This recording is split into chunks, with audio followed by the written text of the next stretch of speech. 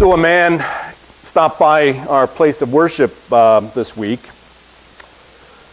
and with his white trim beard and his woolen overcoat, he looked to me like the infamous captain of the doomed ship Titanic. But he identified himself truly as the station manager for Moody Radio, which is housed just up the street from us. And yes, it did cross my mind, and I imagined, however briefly, the instant credibility that might come with a broadcast of a sermon, or one of our patented origin conversations, right? If we could get that out over the radio, wouldn't that be great? But the man proceeded to identify himself also as a representative of a messianic fellowship that gathers on Saturdays. Messianic churches appeal to people who have an orientation or an ethnicity that's Jewish, but they believe Jesus is the Messiah, hence the word messianic.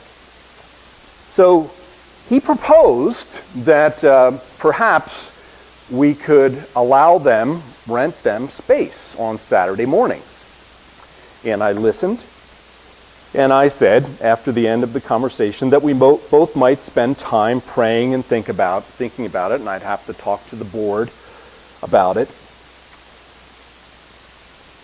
But my only reservation was that as he made the proposal, this man, who resembled the pre-tragic voyage of the Titanic to me, used some variation on the word save, or to save, or saved several occasions during our talk. And it gave me pause. What does it mean to save someone? For someone to be saved? I know in some Christian circles it's often talked about, but I'm starting to wonder if we really know what we're saying. I am happy to use the biblical word salvation and save and saved, and as it reads in the text today, being saved. There's no reason I shouldn't use that word, except for the fact that words are often one or two steps removed from the actual experience or the events or the persons they described. Are you with me? In other words, if I say that's a chair, the experience of that chair, right, is very different than me saying chair. You with me? It's a little bit of philosophy, right? So when I say save, right, that's a little different than an actual experience of being saved. If you were drowning in a lake somewhere and I swam out, right, with my limited ability and saved you, pulled you to shore, right, and we described it later, Scott saved me, that would be very different from the actual experience of me being breathless and you being, pulled ashore. There's a separation there between the words we use and the actual experience. And certainly we know if someone is struck by a van, like someone was in Germany, several people yesterday, if someone is struck by a semi-tractor trailer, if another person is there at that accident scene and they are pushed out of the way, we say they're saved. We know what that means. But what does it mean for a typical day without any obvious accidents on the South Hill of Spokane? What does it mean for someone to be saved? What does it mean for people who shop at True Value Hardware, or who rake their yards of pine needles, or who walk their dogs? There are many, many dogs. What does it mean to be saved for people who drink their protein shakes or who binge watch television shows? What does it mean to save to be saved when it doesn't seem like there's a threat in the world? For the message about the cross, says Paul in 1 Corinthians, the message about the cross is foolishness to those who are perishing, but to us who are being saved, it is the power of God. This is the verse, you see, that deserves our attention on this first Sunday after Easter. And it deserves our attention because it has to be relevant. If it's not relevant, then why bother? It has to be relevant not only in 50 CE, years ago, and it has to be relevant today.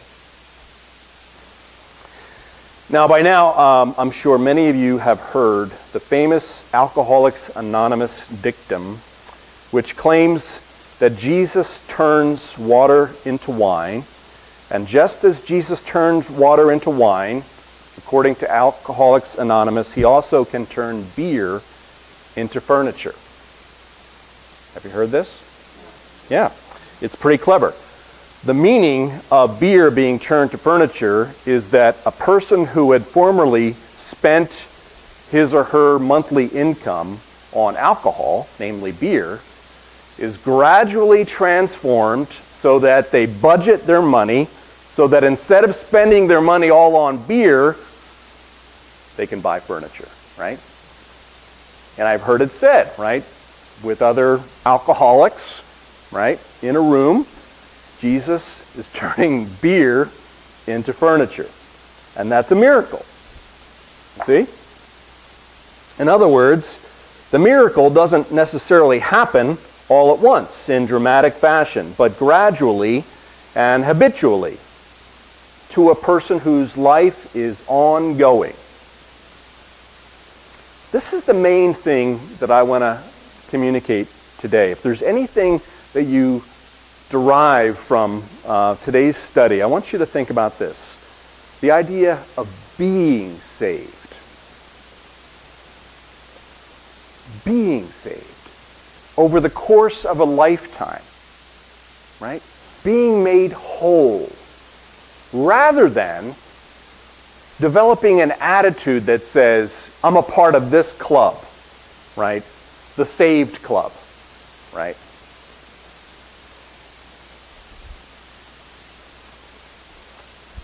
I like the idea of being saved over a lifetime because it echoes the tense of the verb that's used in the clause of 1 Corinthians 1:18, to those who are being saved.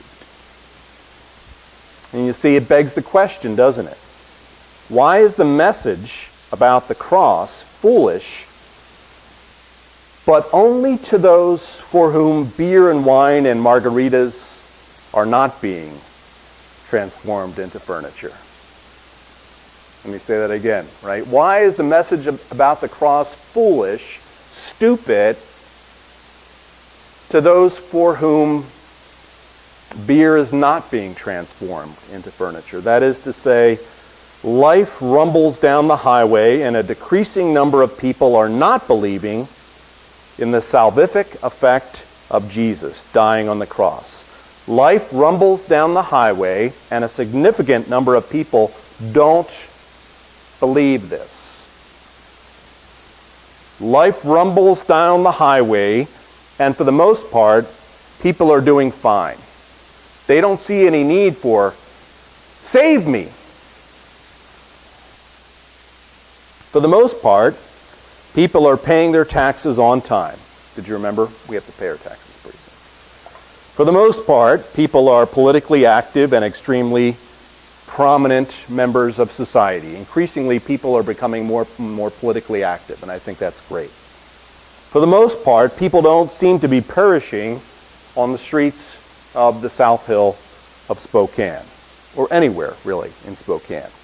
There are occasional tragic criminal events that occur, and people certainly die in hospitals all the time, but when I walk out today of this building, I will not necessarily see people in need of physical right? Deliverance from some kind of harm. And so, what does it mean to save someone? For someone to be saved? It's hard. Woody Allen wrote a screenplay called Match Point, for a film called Match Point. And the story is about a tennis player named Chris Wilton who marries into a wealthy English family. And Chris is having drinks with his new wife, Chloe, and her brother, Tom, when Chloe relays this information about her new husband. They're trying to get to know each other. And Chloe says, Chris's dad was a bit of a religious fanatic. And then Chris chimes in and he says, yeah, after he lost both his legs in a tragic accident, he found Jesus. And Tom, the well-to-do, privileged brother, says, God, sorry. That doesn't seem like a fair trade.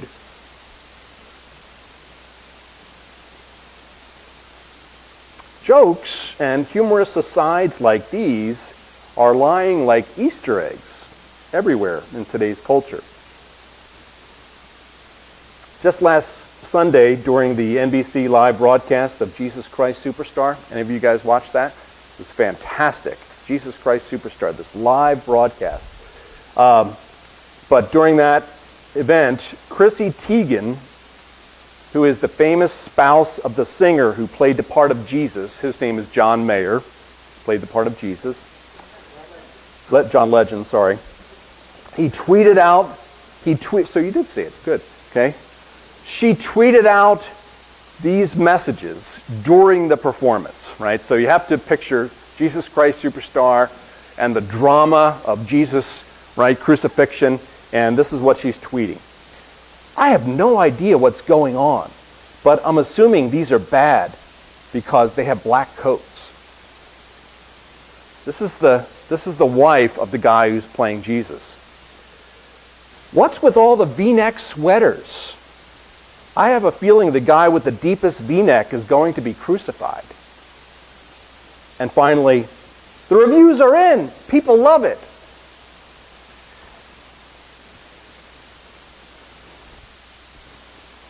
What's so surreal about these public comments is how the message of the cross gets caricatured as a mere performance with obvious bad guys and the crowd loving it. No one gets the point that Chrissy Teigen has now joined the crowd of sinners who have condemned Jesus to die. She's now among the spectators who are making fun of Jesus, who don't have any idea what's going on.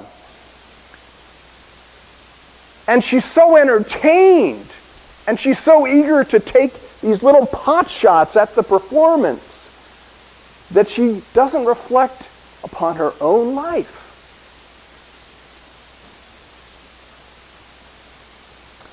The cross persists.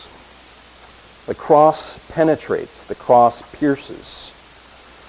The cross persists through its horizontal beams by going backwards to times we regret and forward to times that we're anxious about. The cross penetrates the psyches of tyrants who can't believe in their own powerlessness, who refuse to believe in their own powerlessness. The cross pierces the bubbles of false hope and portends a hope that cannot be labeled. But the real power of the cross is like the power of Jenny in the film Forrest Gump, who in the throes of her father's abuse bids her friend Forrest Gump to pray with her in the cornfield. Dear God, make me a bird so I can fly far, far away. Dear God, make me a bird so I can fly far, far away. There's power in that prayer. For since in the wisdom of God, God decided through the foolishness of our proclamation to save those who believe. And here we go again. What does it mean to believe? Does it mean that we say a few words, that we spout off the formula, I believe in Jesus, I'm in? Or does it mean that we proclaim out of weakness in the face of the strong? We proclaim out of weakness. I cast my lot with the latter, with the Apostle Paul, a very competent Messianic Jew and a Roman citizen, who says to the Corinthians, "For I decided to know nothing among you except Christ Jesus and Him crucified. And I came to you in weakness and in fear and much trembling. My speech and my proclamation were not plausible with words, but with a demonstration of the Spirit and of power." Power is often misunderstood as whammo, kaboom. Power, as in brute bodies, as in blunt bullets and bombs. But power is often misunderstood. As Ralph Norman, the representative from South Carolina, misunderstood it yesterday when he took a loaded pistol out of his suit pocket and he proclaimed, "I'm not going to be Gabby Giffords." And that's right, you're not. Dunamis, power, with pneuma, spirit, becomes salvation without having to load up. Dunamis in the hands of God becomes the wounds left by the nails in the arms of Jesus. According to Dietrich Bonhoeffer, the God of omnipotence has long been debunked as a fraud. It's the message about the cross that exposes that fraud. He wrote, "God is weak and powerless in the world. And that is precisely the only way in which He is of any help to us." God is weak and powerless in the world, and that's the only way He is of any help to us. Amen.